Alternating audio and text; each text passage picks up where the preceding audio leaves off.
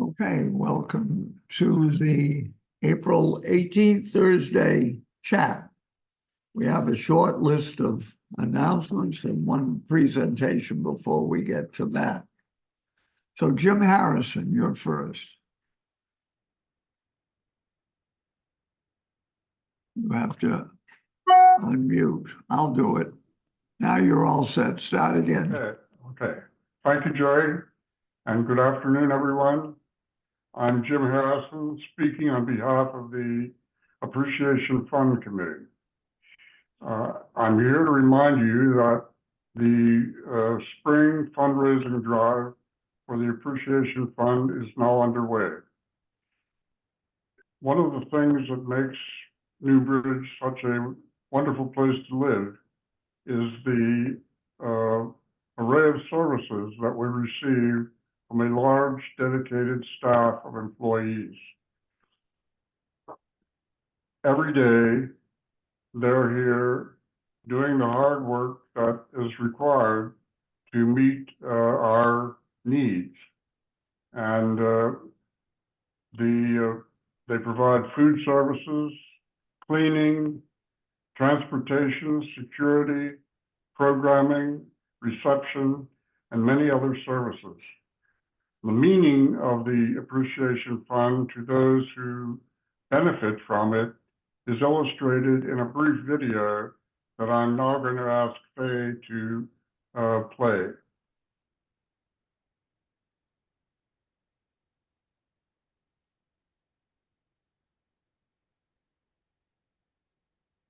Oh, we don't have the volume.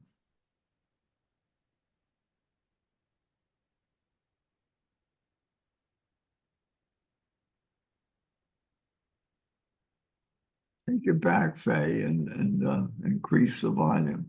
Can't hear it. Yeah. Faye, you have to click share sound, share audio. And propel us forward. Can you hear now? Bring it back, Faye, to the Okay. beginning. Yes, we can. Go back. To achieve those goals that. Tell me, what does the Appreciation Fund mean to you Can you hear it? and to your colleagues? Yes. Well, I've been with the company for 11 years, and I'm proud to say the Appreciation Fund for me and for my colleagues is not only a way for our residents to express their gratefulness for our services here, but each year your contributions raise our spirits and propel us forward towards working harder to achieve those goals that we do for you folks every year. My name is Donna Stevens and I work in the assisted living. We all appreciate it. It always comes in time where it's so handy. We love it. Our residents show us. We feel so good that our residents are showing us how much they appreciate us, the way we appreciate them. And they become a part of our family. For being here so long, I've been with so many of these residents and we love, especially for me, I love them with all my heart.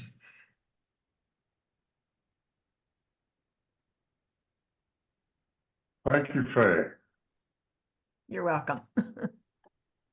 As you know, tipping Newbridge employees is not permitted.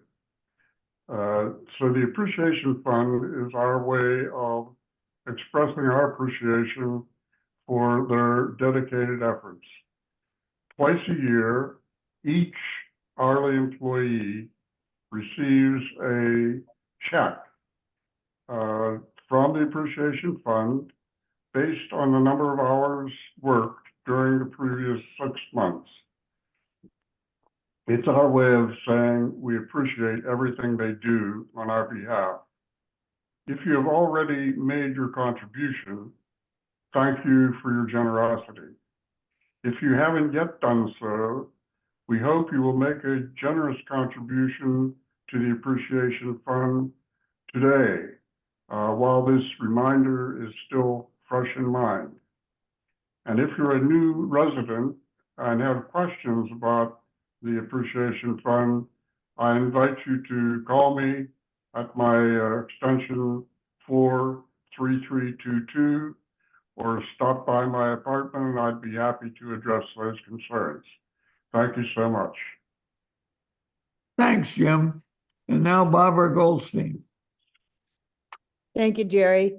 Today I'm going to remind you about the Saturday Shabbat study group that is sponsored by Hadassah. It'll be this Saturday, April 20th at 2 o'clock in the synagogue. And we're going to continue our exploration of the Jewish family. All are invited. You don't have to be a Hadassah member, or you do not have to have attended previous meetings to come. Each one is individually done. This time, we will be discussing David and Bathsheba. And if you could read ahead, it is Samuel 2 verses 11 and 12. And if you need to find that, there are copies of the Tanakh in the library or online if you use the app Safaria. So we hope to see many people there Saturday, 2 o'clock. Thank you. Thanks, Barbara. Christina Rice. We couldn't hear the verse. I got the book, but the verse Okay. was not come through. Samuel 2 verses Mhm. 11 and 12. Thank you. Mhm. Okay, Christina, go ahead. It's chapter 11 and 12, not verse.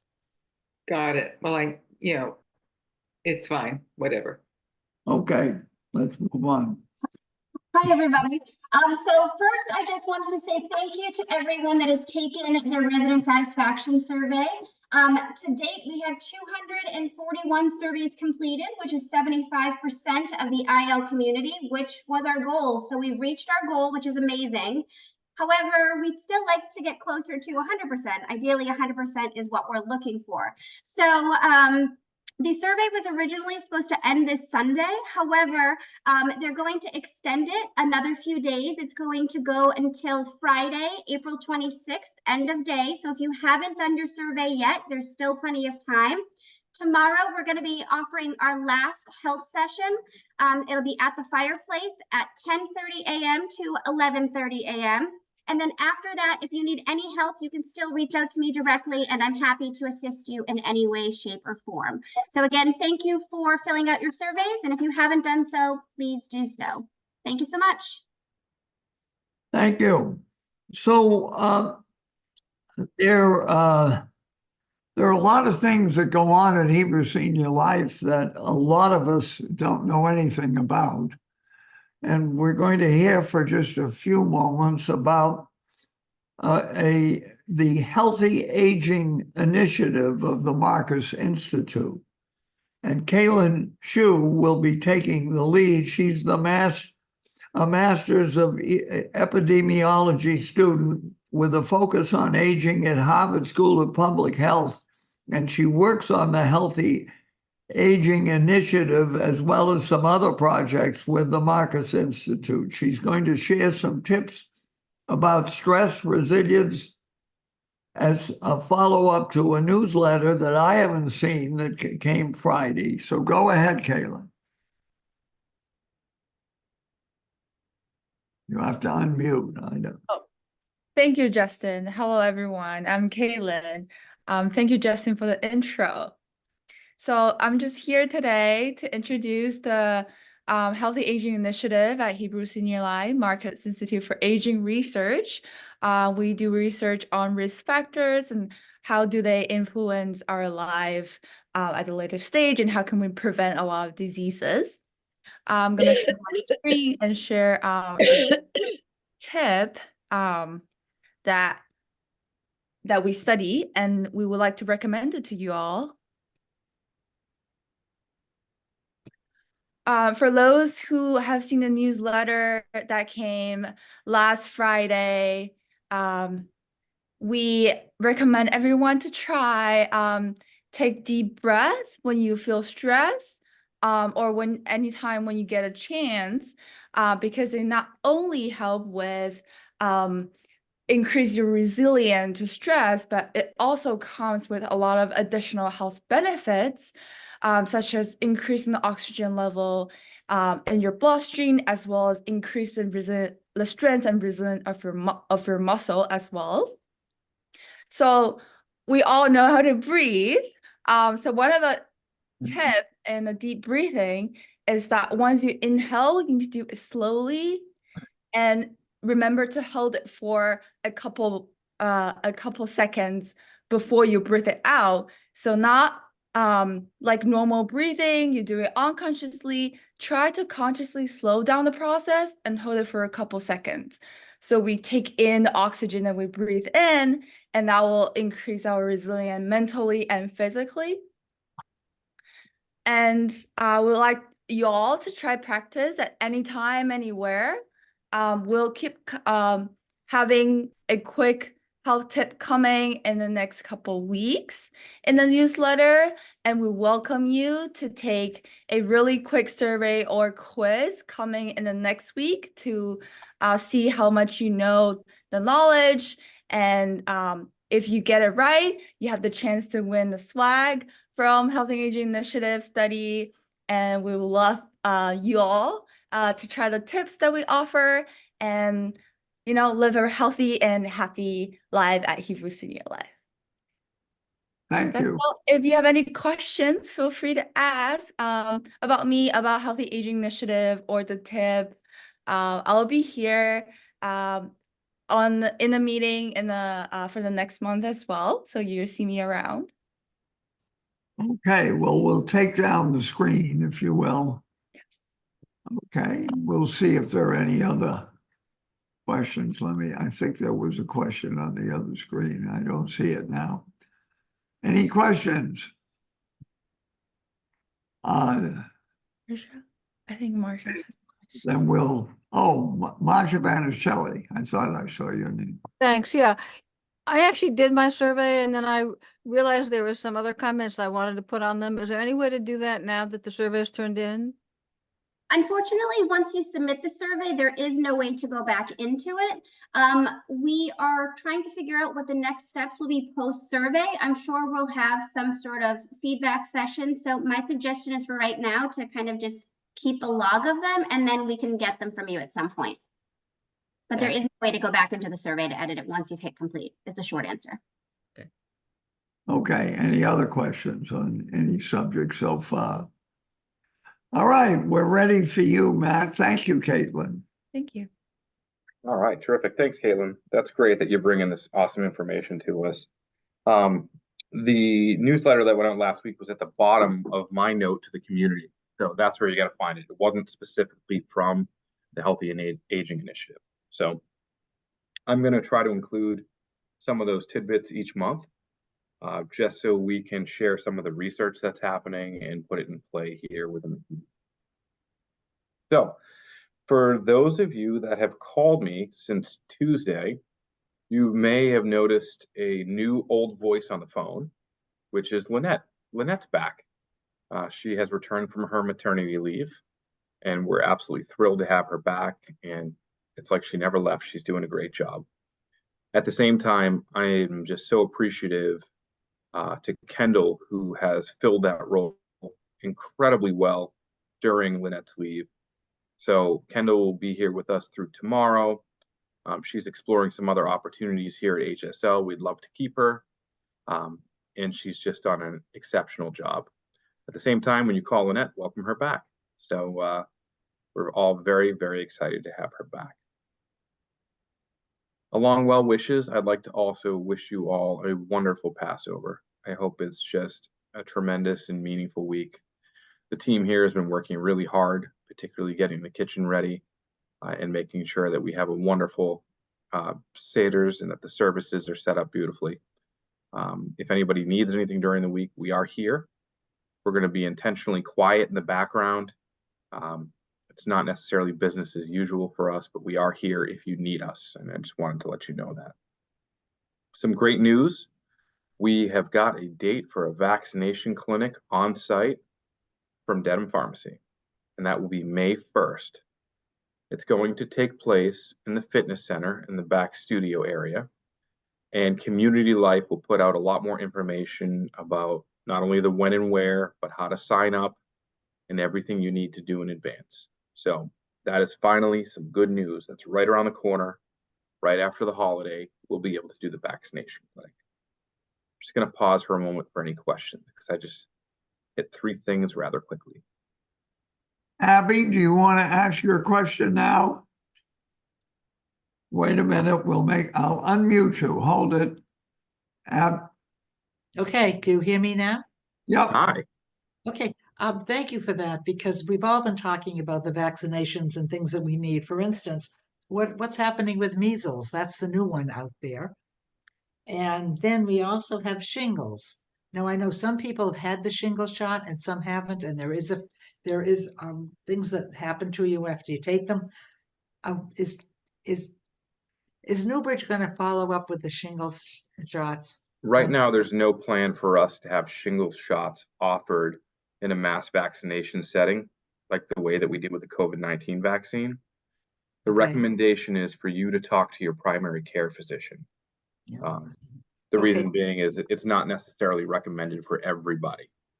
Okay, and the measles, that's out there, just out there the same way. Same answer for the measles as well. That's correct. Okay, thank you. It is our pleasure. Okay, Marcia, go ahead again. Yes, and how about the pneumonia shot? We're not going to be offering the pneumonia vaccine either. The reason why the COVID-19 vaccination is offered is because it's really pushed for us to do so in this environment, not only from the state, but from the epidemiologists and whatnot that feel like mass vaccination in a setting like this just makes a tremendous amount of sense, particularly based on the prevalence of COVID-19 in the general community. Shingles, that generally is something that is spread via touch. So you'd have to have a lot of close contact for that to spread, number one. And I don't think the measles has hit the scale of any kind of urgency where they're suggesting that we do that in a communal setting right now. Terry Union. So, thanks for the information and taking such a care of us, Matt. So as to the pneumonia shot, you have to, I'm just going to tell you my experience. And that is, I asked my doctor and she said, if you have had the pneumonia shot and you were over 65, you don't need to take it again. So you might want to think about consulting with your personal primary care physician and see whether or not you need to take the shot before you go and do it. Not a big deal. Thank you, Terry. It's good information. Jerry, I see somebody put something in the chat.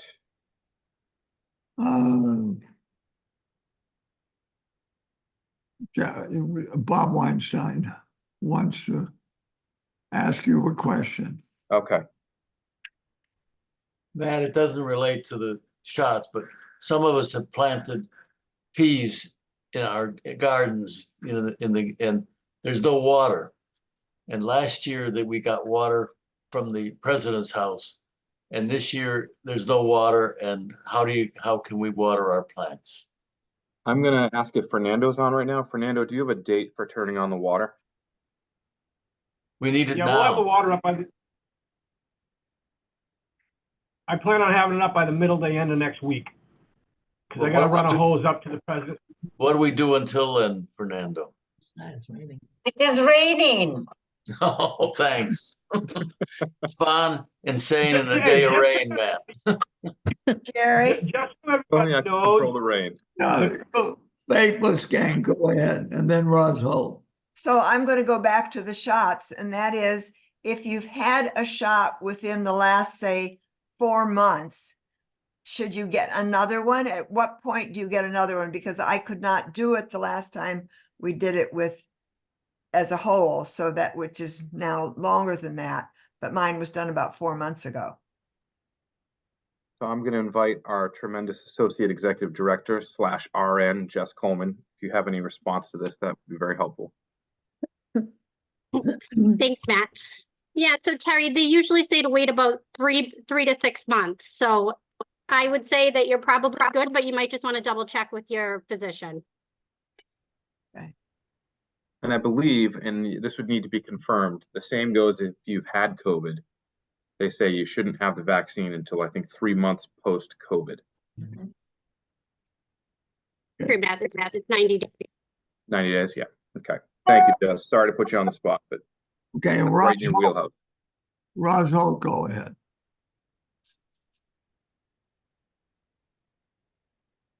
Happy birthday. You have to unmute. You were waving before. I forgot. I had the COVID virus, and then 3 months later in February, I had the shot. So I don't think I have to have it again. I had the booster.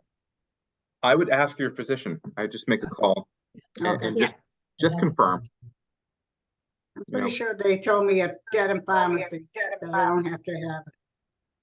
Yeah, you probably have super antibodies, but Yeah, I was just gonna say, Razia probably, but it doesn't hurt to ask, just where have the team on site, not ask it out, and that way, if they do recommend it, you can get it here with us.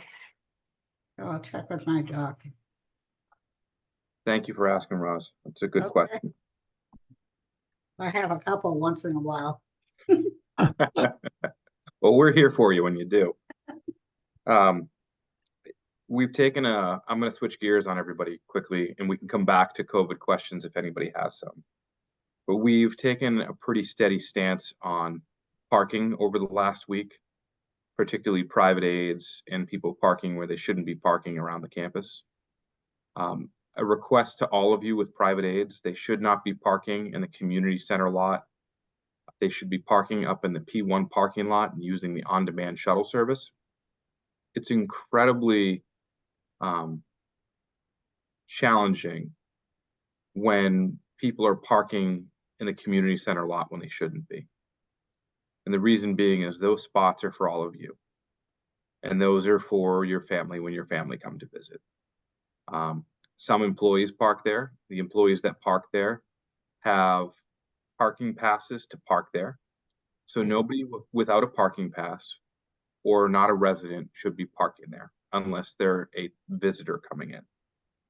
Private aids are not visitors. They're hired by our residents, and as such, it is the residents' responsibility to make sure that they are parking in the appropriate place. We have to get tight on the parking, and we have to be serious about the parking, because if we don't operate like a community, it's going to do nothing but cause frustration for everybody. So these rules and these policies, although aggravating at times, they exist for a very good reason, which is to keep the campus operating like it should. So I ask you all to please do your part. If you do have private aids, have a conversation with them about where parking is supposed to happen. If they haven't been through private aid orientation, please have them stop in security. Security can give them all the information they need about working on our Newbridge campus, and it would be very helpful for the entire community. So there's that plea to all of you. And with that, Jerry, I'm going to open up to questions, because I was going to talk about the survey, but Christina already got that one. So. Yeah, any other questions? More of an artist. Okay, it looks like we've covered the subject. Larissa forgot to ask me to speak, but she asked me in the chat. So go ahead, Larissa, make your announcement. Thank you so much, Jerry. You know, it's good to have good connections. I just wanted to remind you guys that the deadline for registering for our spring courses is right after the second Seder. I kind of understand that your minds and your thoughts are all about the celebrating, but I don't want you to miss an opportunity. So I'd like to remind that the deadline is Wednesday, April 25th. Thank you. Thank you. Okay, one more shot. Anybody with any questions? We'll see you next week. Thank you very much. Happy Passover. Bye, everyone. Have a wonderful week. This is done well.